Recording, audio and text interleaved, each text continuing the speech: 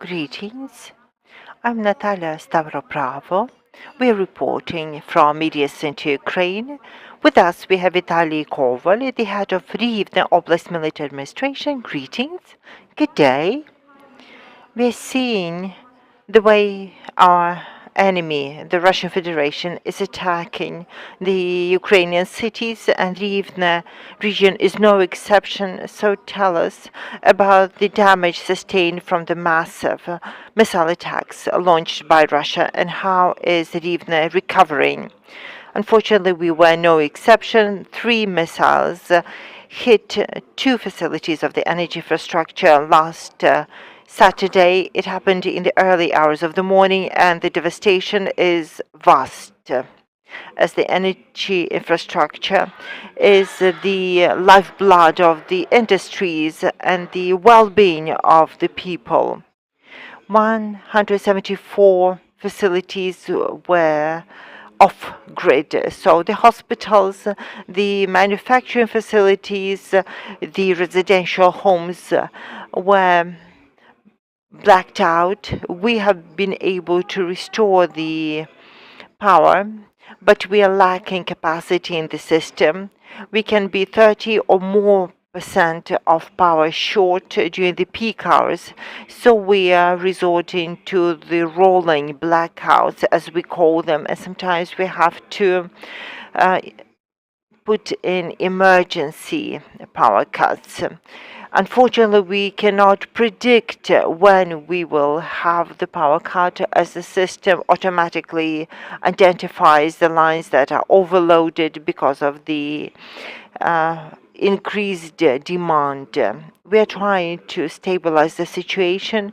We owe a word of great gratitude to our energy professionals. The energy professionals are working at the sites 24/7. They're holding up the energy front, and owing to their dedication and perseverance, the situation is improving by the hour.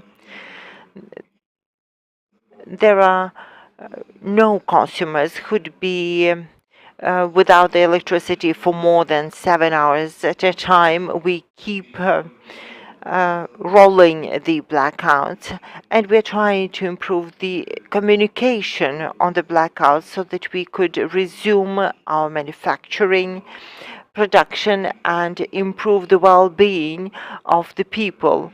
The companies that consume more than 1 megawatt of power are now changing to night shifts. The day before yesterday, we conducted a pilot trial, and some companies seem to be working fine during the night hours. We seem to have enough power during the usual hours, but we experience difficulty during the peak times. We know that Rivne is experiencing planned and emergency power cuts. Can you tell us a rate of the consumers in Rivne who have the power and who are blacked out? We are in a position to supply power to all the consumers. There are no settlements or towns that would be entirely in the black. After the attack, 18 such settlements, 174,000 consumers were cut off the grid. By the end of the day, we were able to connect all except 60,000. The following day, on Sunday, we connected 24,000 more, and by the midnight, all consumers were connected to the grid. We are now imposing rolling blackout in turn.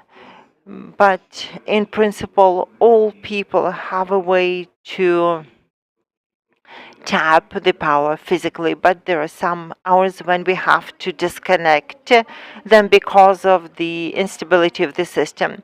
The rolling blackouts are planned across entire territory of Ukraine. Have you been able to save up on energy, and have been able to save enough? Before the missile strikes, we managed to save up up to 11% of power. On a usual day, it ranges from 8 to 11%. People are very conscious. At times we were up to 30% of power short, and we are striving to save as much power. And if we couldn't save the power through individual efforts, then we had emergency energy cuts. Tell us more about the damage sustained by the energy facilities in Rivne. Tell us about the reconstruction efforts, and tell us about the working of the energy and emergency crews. The first responders are people I admire wholeheartedly. I admire people working in the energy crew, those manning the ambulances. Whenever danger is there, whenever we have an emergency, they're the first to respond. This is the 13th or the 14th missile attack on our region, so they're very well integrated. And there were over 16 emergency units. There are dozens energy crews on the ground. Whatever could be done, some minor renovations, some switching between the system, all these remedies have been deployed. But there are damages that will take months to recover. The goal set is to supply power to the network so that the people and the companies could tap on power to meet their needs, and this objective has been achieved.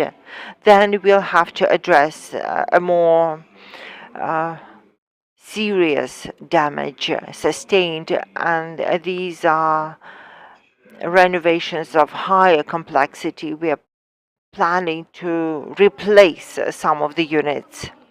The Ukrainian government is urging the people to save on energy, and that includes the street lighting, the advertising banners. How do the people feel about it? Are they really committed to saving the energy?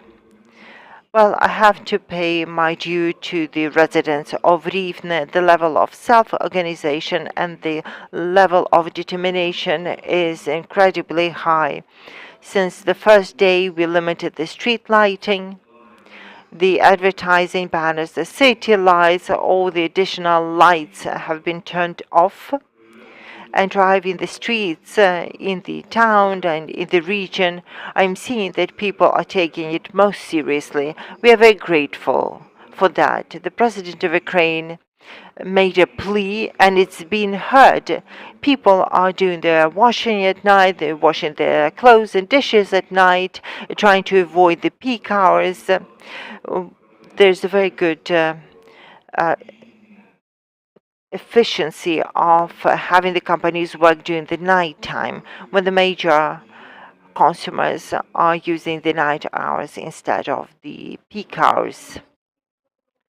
Considering the ongoing threat emanating from the Russian Federation, which is targeting the critical energy and civilian infrastructure, what are your takeaways as the leader of Rivne region? I visited all the facilities that were hit by missile. Whenever we mitigate the consequences, we have after action review, and we brainstorm ways to prevent similar occurrences, and we make use of protective facilities, and we are making inferences on what we can do to protect the energy infrastructure, and we are making our energy infrastructure better protected. We are following advice of the energy professionals, of the first responders. We are following their advice, and we will be putting it into action. We need to mention the alleged assault from Belarus. There's an escalation on the Belarusian border, and are the Ukrainian troops prepared for a feasible assault? Let me say it yet again. We are not noticing in the proximity of 30, 40, 50 kilometers the deployment of the assault units of the enemy. We are observing planned rotations of the troops and reluctance to attack on the Belarusian side. The threat is ever present because the Russian troops may storm in from Belarus. This threat is there, and we are raising our awareness, we are raising our defensive capabilities, we are supplying the weaponry to those protecting the border, the territorial defense as a unit of the Ukrainian armed forces, the border guards, the National Guard. I'm visiting the border weekly, and I know that the Ukrainian fortifications are increasingly robust, and I'm confident about our ability and our determination to protect the people, to protect our land. Now,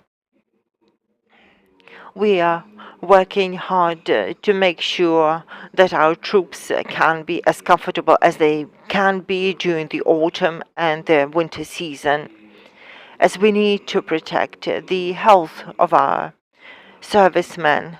We are inured to the ongoing threats and manipulation. Our resolution is straightforward.